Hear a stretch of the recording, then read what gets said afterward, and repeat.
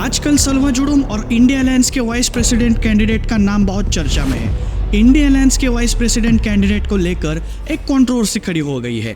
आखिर ये सलवा जुडूम है क्या और क्या है पूरा मामला, जानते हैं इस वीडियो में। सोचिए, अगर 2020 तक भारत से नक्सलवाद पूरी तरह से खत्म हो चुका होता तो आज हमारे ट्राइबल इलाकों में सिर्फ स्कूल, सड़कें और हंसी खुशी होती, गोलियां और बारूद की आवाज नहीं। लेकिन ऐसा नहीं हुआ। क्यों?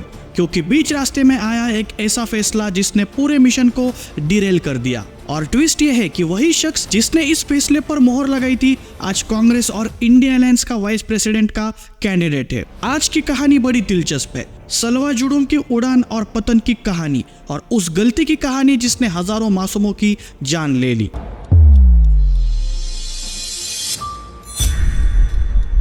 साल था 2005, जगह छत्तीसगढ़। ये वो समय था जब नक्सलवाद अपने पीक पर था।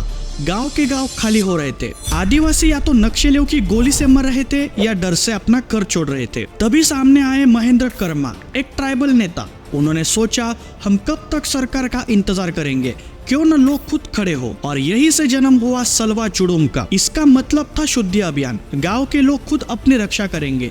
रमन सिंह की बीजेपी सरकार ने इसे सपोर्ट किया। देखते ही देखते हजारों ट्राइबल्स जुड़ गए। नक्सली पहली बार डरने लगे थे। उनको लगा कि अब लड़ाई सिर्फ सरकार से नहीं बल्कि हर एक गांव से है।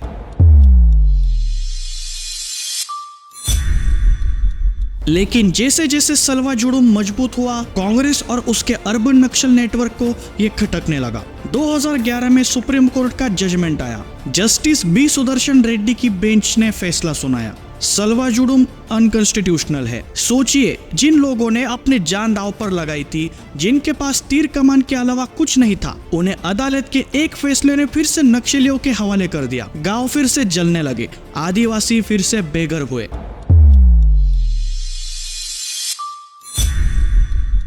दो 2013 का जिरम पार्टी कांड, जिसने देश को हिला दिया। सलवा जुडूम के फाउंडर महेंद्र कर्मा नक्सलियों के हाथों मारे गए। लेकिन सच कहे तो ये सिर्फ गोलियों से मौत नहीं थी, ये बिट्रेल से हुई मौत थी, जो सरकार और सिस्टम की वजह से अपनी जान गंवा बैठे। कांग्रेस ने वो शील्ड ही छीन ली थी जो आदिवासियों को बचा रही थी। हजारों इनोसेंट ट्राइबल्स या तो मारे गए या पलायन करने पर मजबूर हुए। और उस वक्त की सरकार, उन्होंने कभी उस खून को याद भी नहीं किया।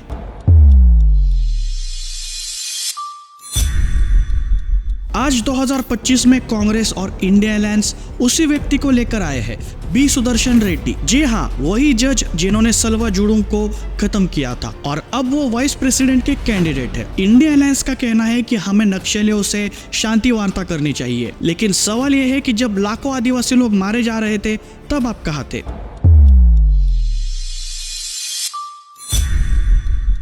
वहीं दूसरी तरफ मोदी सरकार ने 2014 से लगातार एंटी नक्सल मिशन चलाया। आज हाल ये है कि पहले 90 से ज्यादा जिले नक्सल प्रभावित थे, अब सिर्फ 6 बचे हैं। बड़े नक्सली लीडर जैसे बसवराजू एनकाउंटर में मारा गया और जिन इलाकों में सिर्फ गोलियों की गूंज थी, वहां आज सड़कें, बैंक, मोबाइल टावर और स्कूल खड़े हो रहे हैं। अब ये मिशन अपने अंतिम पड़ाव पर है। लक्ष्य है 2026 तक नक्सल मुक्त भारत।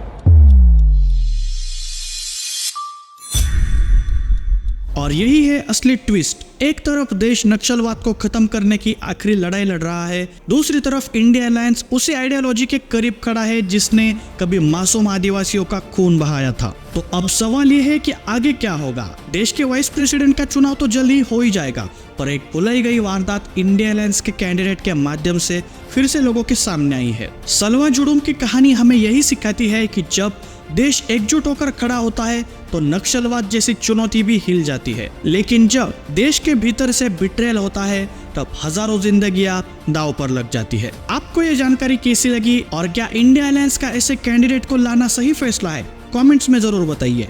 मैं शशांक मिलता हूँ आपको अगली वीडियो में।